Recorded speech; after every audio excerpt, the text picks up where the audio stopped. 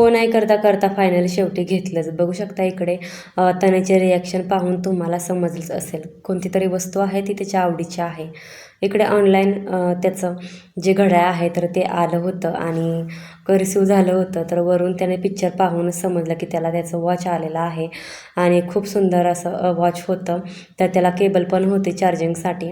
इकडे स्कूलमधून आल्या तो एक्साइटमेंटमध्ये सर्व बॉक्स वगैरे ओपन केला. पहिलं मी अनबॉक्सिंग केलं होतं पण त्याने पण आल्यावर केलं. तर इकडे आहे ना छान असं घड्याळ नॉईस कंपनीचं आहे, खूप सुंदर आहे.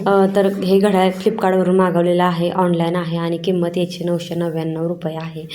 हे घड्याळ जसं कारण दिवाळीचा सेल होता, दिवाळीच्या सीझनमध्ये मागवलं होतं आणि सेलमध्ये लागलं होतं त्यामुळे पटकन घेतलं. तशी प्राईस याची जास्त आहे पण हे सेलमध्ये आम्हाला ₹999 मिळालं होतं.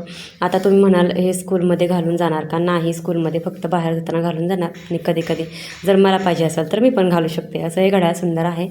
फ्लिपकार्टवर अवेलेबल आहे, चेकआउट करायला विसरू नका. बाय.